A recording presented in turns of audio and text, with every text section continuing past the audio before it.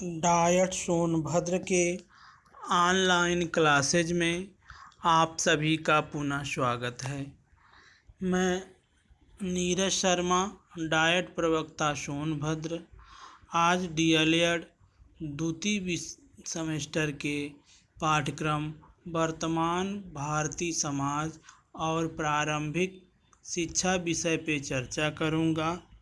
आज की चर्चा का विषय है अंतर्राष्ट्रीय सद्भावना। सर्वप्रथम हम अंतर्राष्ट्रीय सद्भावना के अर्थ के बारे में जानेंगे। Meaning of international understanding. अंतर्राष्ट्रीय सद्भावना से अभिप्राय एक ऐसी भावना से है जो एक राष्ट्र के नागरिकों में दूसरे राष्ट्रों के नागरिकों के प्रति मैत्री एवं बंधुत्व का भाव उत्पन्न करती है, उन्हें उसके सुख दुख में साथ देने के लिए प्रेरित करती है। इसके द्वारा विश्व के समस्त राष्ट्रों का कल्याण करने की आकांक्षा उत्पन्न होती है तथा संपूर्ण संसार को एक कुटुंब के रूप में देखने की समझ उत्पन्न होती है। यूनेस्को के पूर्व प्रधान निदेशक डॉक्टर वाल्टर एच.बी.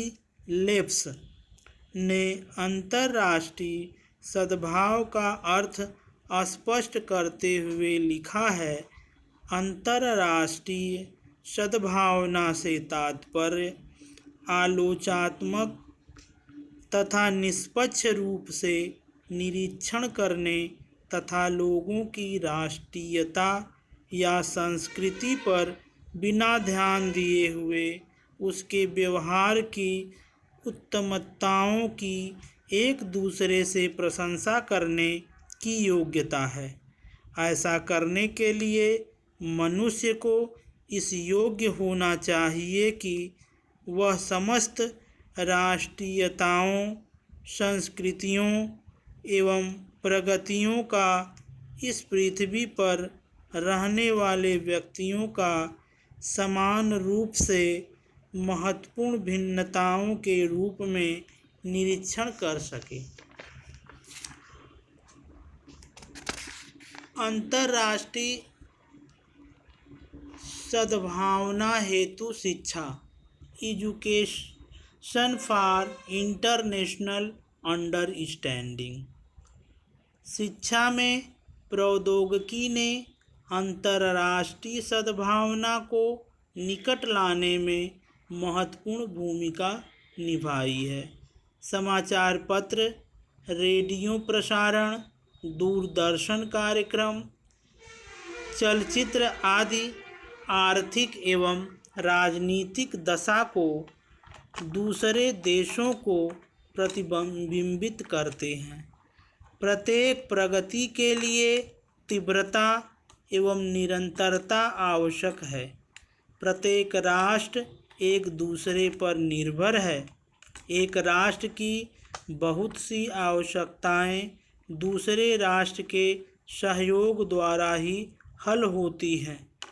अतः अंतर्राष्ट्रीय सद्भावना के विकास के लिए शिक्षा की व्यवस्था करनी चाहिए।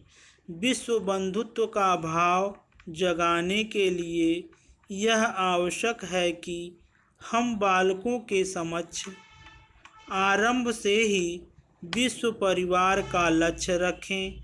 आरंभ से ही बालकों में यह भावना भरने का प्रयत्न करें कि विश्व के बड़े से बड़े तथा छोटे से छोटे देश, शिक्षित और अशिक्षित, उन्नतशील तथा पिछड़े हुए अथवा पददलित सभी इस महान विश्वरूपी परिवार के सदस्य हैं। इस विश्वरूपी परिवार में सभी को भाईचारे के रूप में पारस्परिक प्रेम से रहना चाहिए।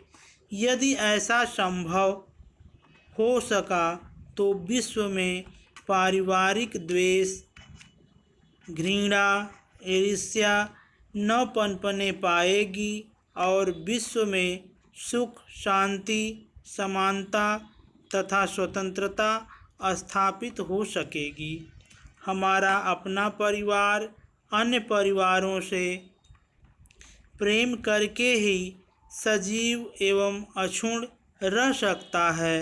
दूसरे शब्दों में, जिस प्रकार एक राष्ट्र का कल्याण राष्ट्र के सभी व्यक्ति के समुचित विकास पर निर्भर करता है, उसी प्रकार विश्व राष्ट्र का कल्याण सभी राष्ट्रों की उत्तम भावनाओं के विकास पर तथा उनके पारस्परिक मैत्रीपूर्ण, प्रेमपूर्ण तथा शांतिपूर्ण व्यवहार पर निर्भर है। शिक्षा द्वारा मानवीय गुणों की प्राप्ति की जा सकती है तथा उन्हें उत्साहित किया जा सकता है। शिक्षा द्वारा ही बालक मानव जाति से प्रेम तथा सहानुभूति सीख सकेंगे। अंतर्राष्ट्रीय सद्भाव की शिक्षा का महत्व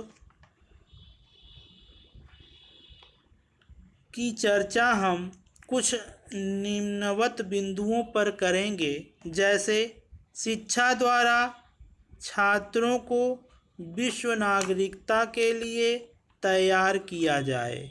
विश्व की उन सभी समस्याओं से छात्रों को परिचित कराया जाए जो सभी देशों से सामान्य रूप से संबंधित हैं और उनका समाधान करने के लिए जनतंत्री पद्धतियों का ज्ञान कराया जाए। उन्हें विश्व समाज के निर्माण के लिए मूल्यों एवं उद्देश्यों में आस्था रखने की शिक्षा प्रदान की जाए। उन्हें सांस्कृतिक विभिन्नताओं में मानव हित के लिए कल्याणकारी समान तत्वों को खोजने के लिए प्रोत्साहित तथा प्रशिक्षण प्रदान किया जाए।